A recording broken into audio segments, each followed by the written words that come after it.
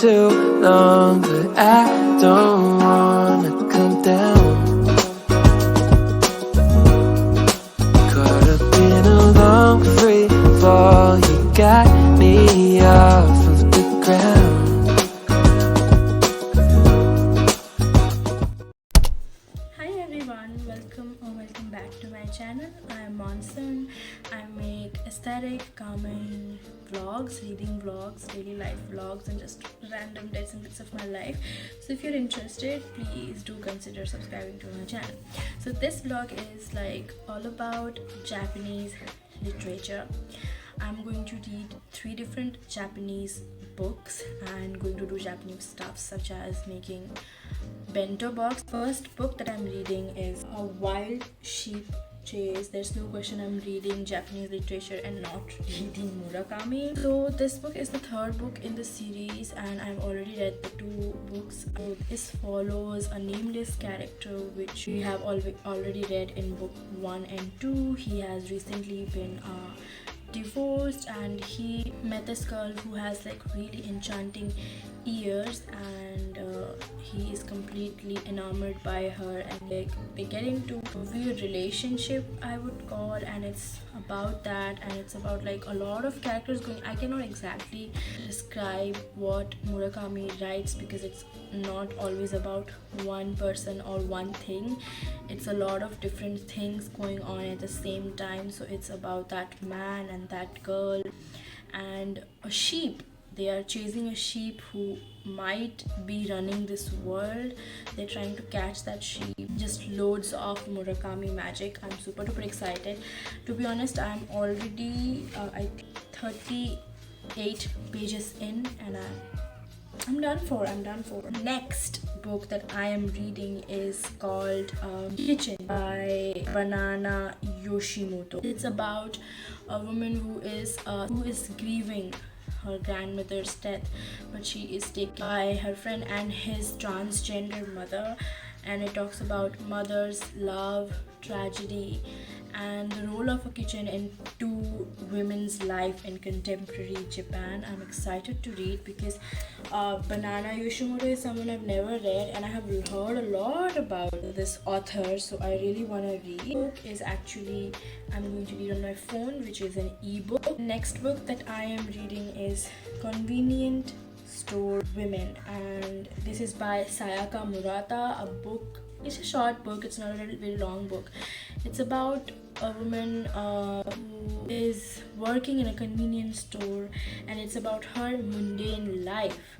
And she has been working in a convenience store I think for 18 years, like 18 years now. She's literally 36. She has not ever gotten a boyfriend, never been in a relationship, never got married. She's single and earns from convenience store only. Convenience store is generally a place where people would go when they don't have any job options, when the students like do part-time there, but she's a grown woman and she likes being in convenience store because she likes that cycle. She likes how normal and mundane and boring it is, like how everything is so repetitive.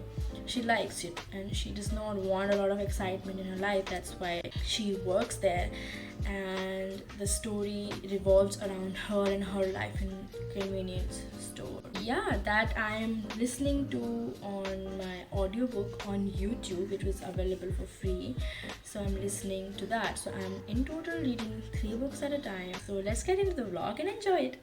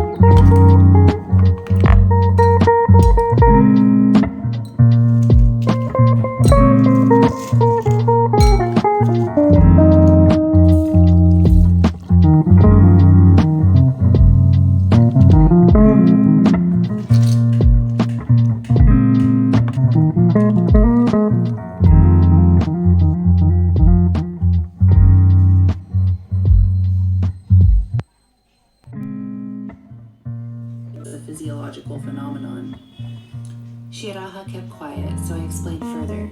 You're probably right about society being in the Stone Age. Anyone not needed in the village is persecuted and shunned. Ultimately, it's no different from a convenience store. Hello, this is the first reading update of this video. I have finished reading Convenience Store Woman by Sayaka Murata. I gave it 2.5 stars because I did not enjoy it that much.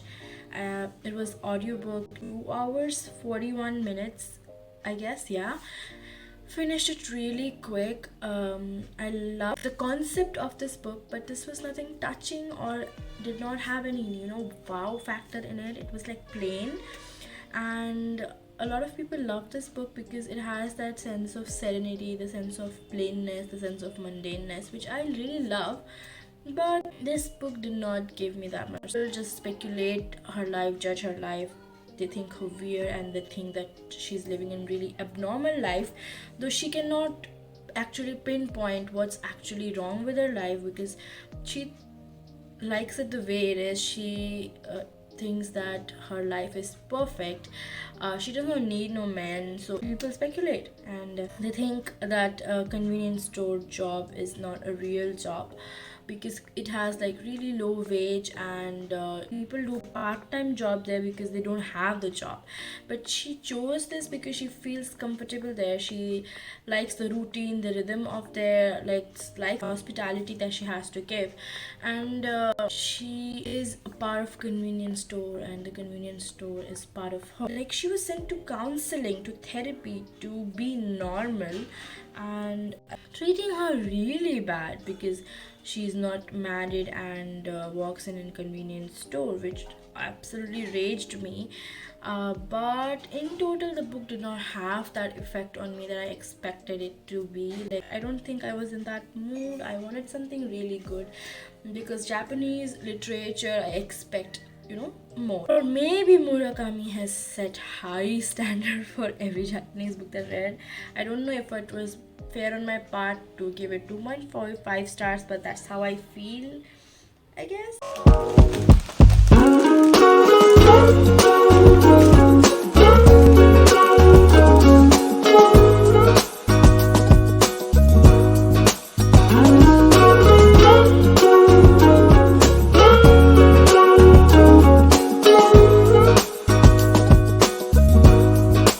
We've been up for way too long, but I don't wanna come down.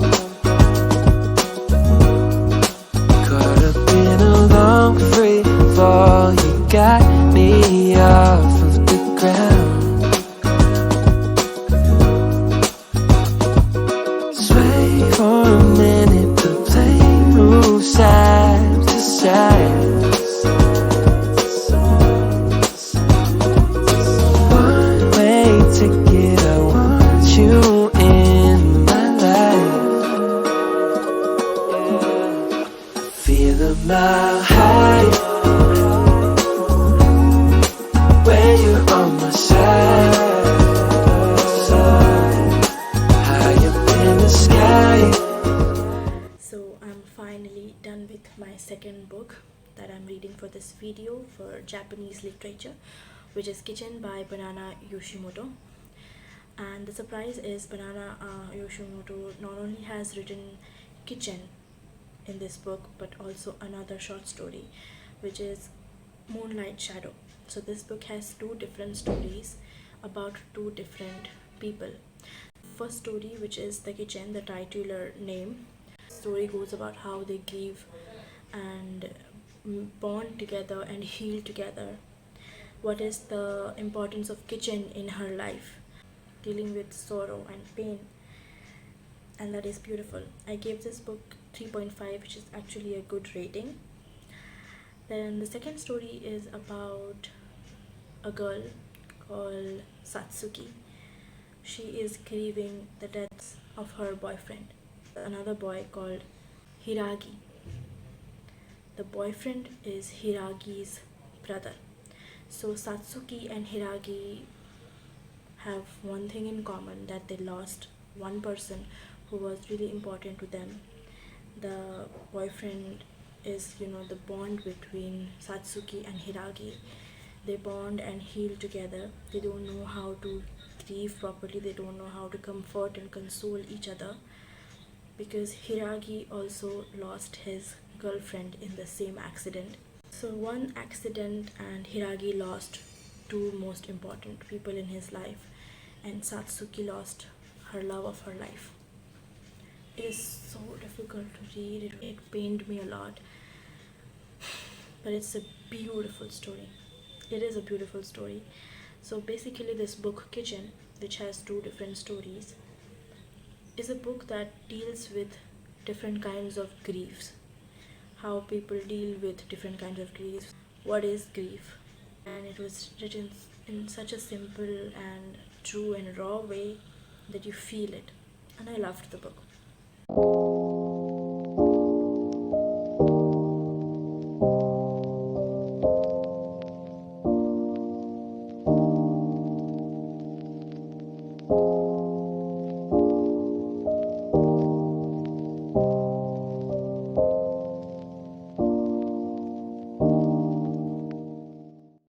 Hello.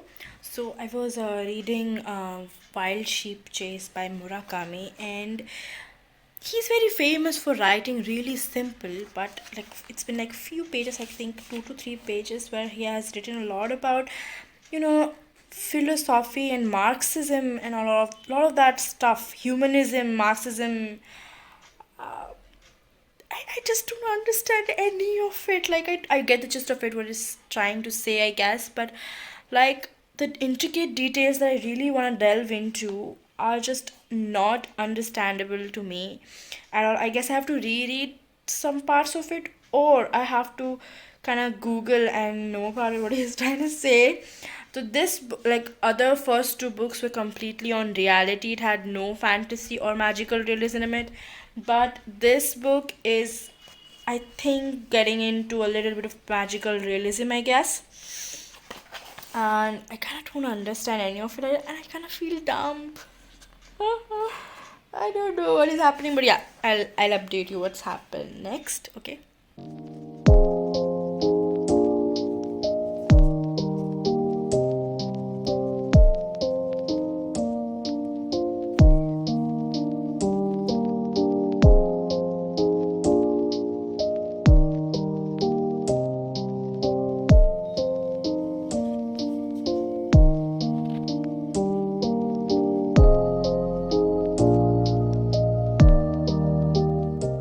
Hello. So we have reached the end of the video, and also we are done reading A Wild Sheep Chase by Haruki Murakami. I gave it 4 stars on Goodreads, so you can tell how I feel about it exactly.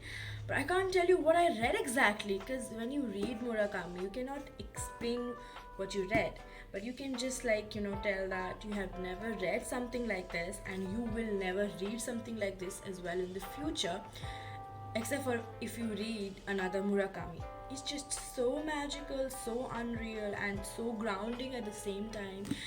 You feel it's like home. I can't really explain it. Murakami's books talk about characters who are extremely lonely in their life. Even though you see them interacting with people, you can tell that they're very lonely, and they'll always be lonely. There's no scope of escaping at all. So I have been following this nameless character since 3 books, 1, 2, and this is the 3rd book. And in every book he has some companion, a girlfriend or a friend or an acquaintance, but even though he is interacting with the other person, I feel he's lonely. The writing is that way that you can tell that he's lonely, and it's just every character of his books is super duper lonely. But his characters are the characters who have a love-hate relationship with loneliness, because they want to be alone but they also feel lonely, so it's kind of contradictory. And I wouldn't recommend Haruki Murakami to a beginner. I would never. Read all kinds of books. At least read, books over 50 to 60, yeah, and then go for it. I guess that's also not enough. You have to have a really good grasp in language and reading, and maturity, because otherwise you will not be grasping the content, not the themes, nothing. You wouldn't understand and you wouldn't enjoy. Not for beginners. Murakami is not for beginners. So yeah, this is the end of the video. I hope you enjoyed my Japanese literature vlog where I did some Japanese stuff as an anime and Bento Box and read 3 Japanese literature books, and I enjoyed filming, and I hope I would enjoy editing as well. Also, I've started editing the vlog. This was the last bit that I had to film, and yeah, I hope you enjoy. Bye bye.